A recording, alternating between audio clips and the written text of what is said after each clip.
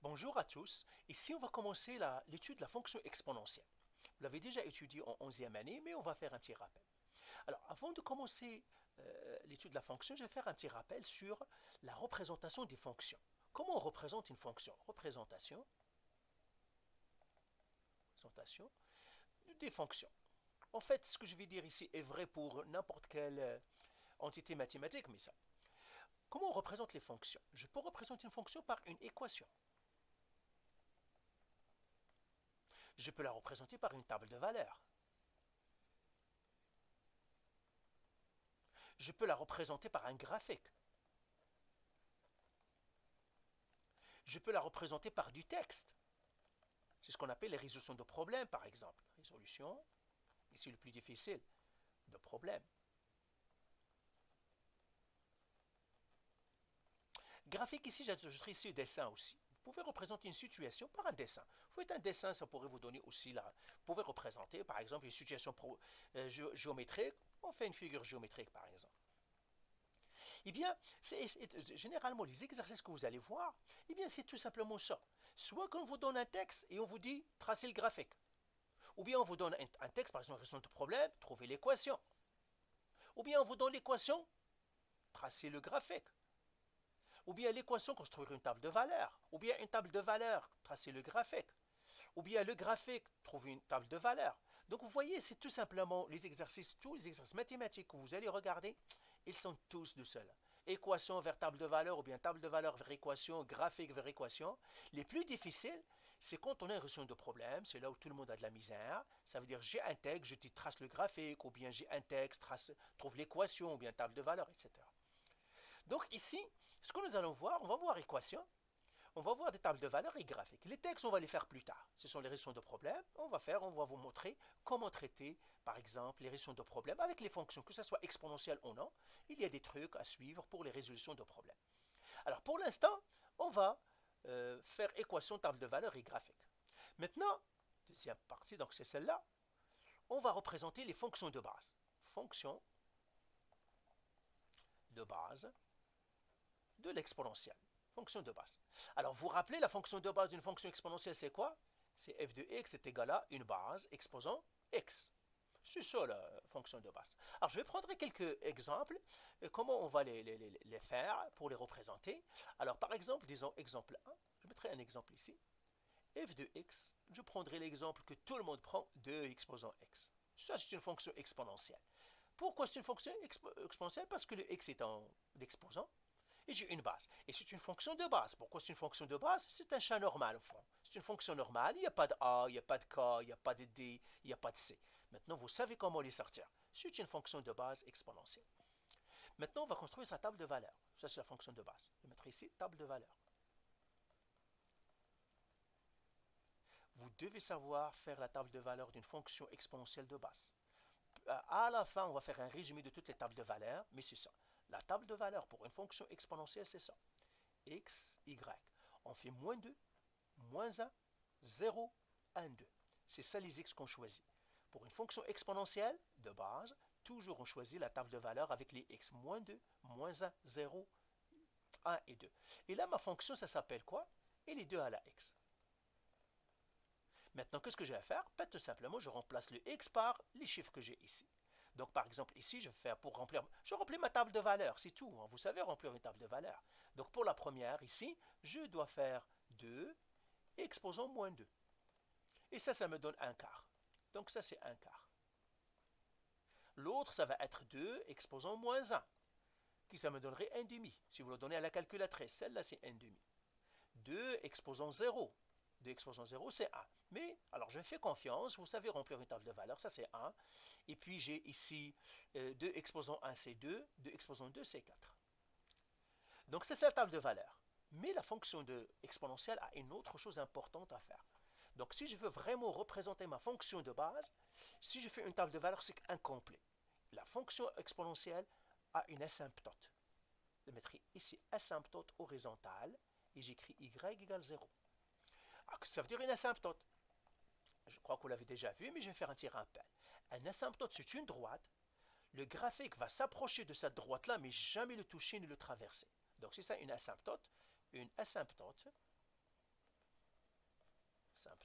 L'asymptote est une droite. Le graphique va s'approcher de plus en plus de la droite, de plus en plus de cette droite, sans jamais la toucher ou la traverser. Cette droite sans jamais la toucher ou la traverser. Il ne peut pas la toucher, il ne va pas la traverser. Ça devient comme une rivière. Tu as une voiture, tu ne peux pas rouler dans la rivière, donc tu ne peux pas toucher la rivière et tu ne peux pas traverser la rivière. C'est comme ça. Alors, une table de valeur pour la fonction exponentielle, si vous ne mettez pas l'asymptote horizontale, eh bien, ta table de valeur n'est pas précise. Donc, pourquoi vous avez une information de moins, c'est tout. Maintenant, on va tracer notre graphique. On va le tracer. Donc, voilà une table de valeur. Donc, troisième chose qu'on peut faire, tracer le graphique. Alors, je vais tracer le graphique. Alors, je mettrai ici peut-être, oui, je mettrai 10 et puis je vais m'arranger. Voilà, on va faire un petit graphique. Ça, c'est pas la peine. Ou bien je peux prendre un plus gros graphique, plus grosse grille. Je vais prendre une plus grosse grille. Je vais faire ici, au lieu de 10, je vais faire 20. Ça veut dire j'aimerais avoir 20 machins. Voilà. Alors, là, je vais relever un petit peu mon dessin ici. Et voilà.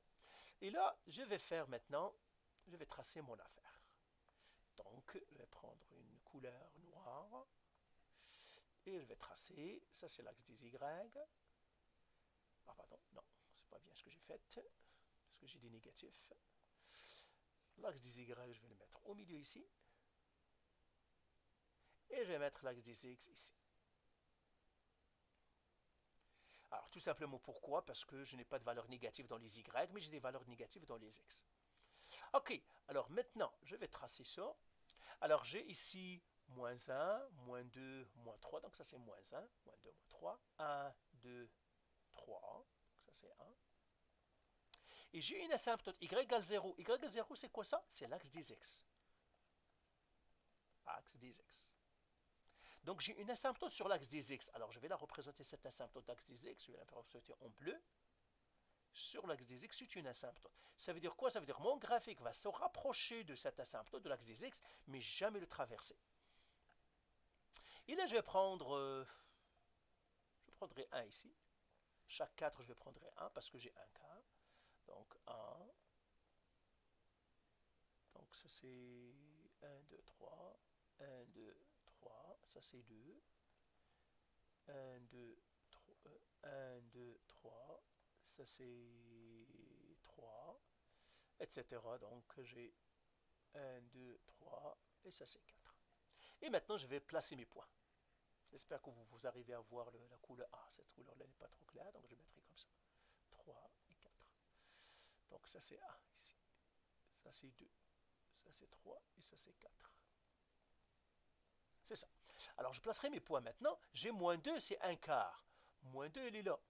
1 quart, c'est ici. C'est pour cela que j'ai pris 4 carreaux pour que ça me donnerait 1 quart. Moins 1, c'est 1 demi. 1 demi, 1 demi, il est là. 0, c'est 1. 1, il est là. Peut-être que je vais le mettre avec une autre couleur. Couleur blanche. 1, c'est 2. Donc 1, c'est 2, il est là. 2, c'est 4, il est là. Et bien voilà ma fonction, ça va être une fonction exponentielle. Ça va être comme ça. Et je vais la joindre comme ça. Il va monter jusqu'à l'infini. Ben voilà. Donc voilà ma fonction. Alors la fonction, regardez, il y a une erreur que tout le monde fait. Toujours la fonction, ben voilà, il part de gauche à droite. Il va monter comme ça. Voilà ma fonction, c'est ça. Donc voilà, j'ai représenté ma fonction. Maintenant, je vais faire un deuxième exemple, et c'est tout, pour voir la différence entre les deux. Donc, je vais faire une autre ici. Je vais faire maintenant l'autre exemple. C'est y égale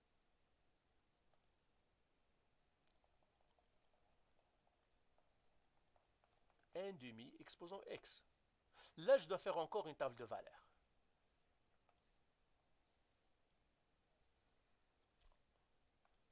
vous savez comment faire la table de valeur de la fonction exponentielle? On le sait. C'est une fonction exponentielle de base. La table de valeur, celle-là, c'est pour la fonction exponentielle de base. Est-ce que ça, c'est une fonction de base? Oui, c'est une fonction de base parce que le A, c'est 1, le K, c'est 1, le D, c'est 0, le C, c'est 0, il n'y a pas de A, il n'y a pas de K, c'est une fonction de base. Et pour une fonction de base, c'est ça, moins 1, moins 2, moins 1, 0, 1, 2. Ce qu'on appelle là, les 5 points. Et j'écris mon asymptote aussi. Mon asymptote, c'est y égale à 0. Je mettrai ici asymptote horizontale. Ça veut dire, c'est l'axe des x. Alors là, maintenant, j'ai 1 demi. Alors, vous faites 1 demi exposant moins 2. Comme ça. Et vous calculez, vous allez trouver 4. Ici, vous allez trouver 2.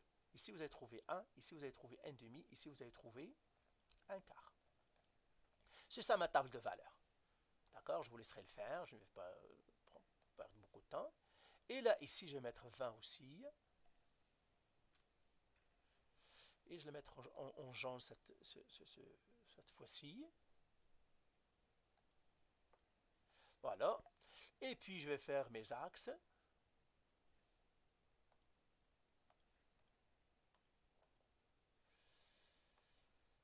Je vais soulever un petit peu.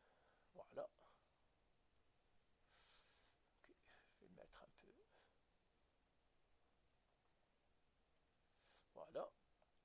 Que ça. Je vais faire mon axe des Y.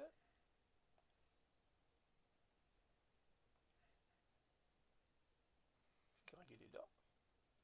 Et je vais faire mon axe des X. Je vais le faire en bas ici, hein, tout à l'heure. J'ai une asymptote horizontale. Je vais la mettre en blanc cette fois-ci. C'est une asymptote horizontale. Ça veut dire l'axe des X. Ça veut dire c'est une rivière. Mon graphique ne va pas traverser cette asymptote horizontale. Et puis, je vais graduer mes choses. Je vais faire avec en noir. Donc, j'ai 1, 2, 3, 4. Je vais mettre ici. 1, 2, 3, 4. Je mettrai une autre ici. 1, 2, 3, 4. Je mettrai ici. 1, 2, 3, 4. Je mettrai ici. Alors, ça, c'est 1, 2, 3, 4. C'est plus clair. Plutôt que tout à l'heure. Ça, je mettrai ici moins 1, moins 2. Je mettrai ici 1 et je mettrai ici 2. Et là, je vais faire moins 1, moins 2, c'est 4. Donc, moins 2, c'est 4.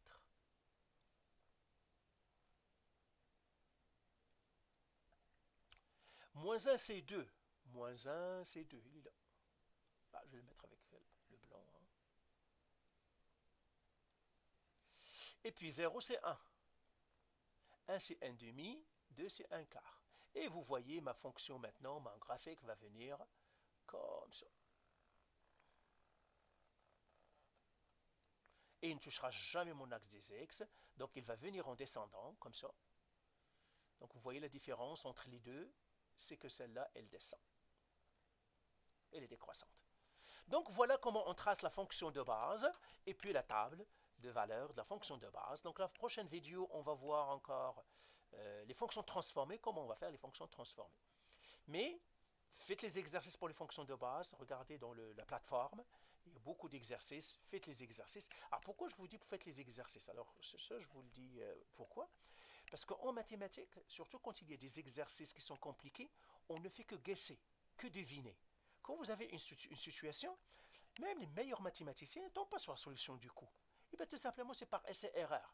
Seulement, plus vous faites d'exercices, plus votre essai-erreur sera éduqué. C'est ce que les anglophones appellent educated guess. Your guess will be educated. Ça veut dire, ton guess, quand tu vas guesser, ben, tu vas faire les bons guess. Ou si tu ne fais pas les bons guess, tu vas faire les bons guess en un ou deux, tu vas les voir. Maintenant, si tu ne fais pas beaucoup d'exercices, ben, bien sûr, ton guess n'est pas éduqué. Et c'est pour cela que tu vas trouver de la misère, parce que tu vas traiter des situations, ou bien ton cerveau va regarder des situations qui n'existent même pas, ou bien que vous ne devez même pas considérer. C'est pour cela qu'il faut beaucoup faire d'exercices. C'est la seule manière d'éduquer votre guess, parce que les mathématiques, c'est des guess. Alors, même les meilleurs mathématiciens, il va vous mentir s'il vous dit que je regarde, je tombe sur la solution. C'est faux. C'est comme les joueurs d'échecs. Moi, je joue un peu les échecs, mais les joueurs d'échecs, lui, il regarde la situation, il tombe sur les bons coups, mais pas sur le coup. Non. À part des essais-erreurs. Seulement les essais-erreurs qu'il fait sont moindres que quelqu'un ne sait pas jouer. Quelqu'un qui ne sait pas jouer ou que son jeu est très faible, ben, les essais-erreurs, il fait des essais-erreurs qui sont lamentables. C'est pour cela qu'il perd les parties ou les coups qu'il trouve ne sont pas les bons. C'est la même chose qu'en maths. Donc, faites les exercices. Comme ça, vous allez éduquer votre guess. en quelque sorte. Allez, voilà. Allez, bye.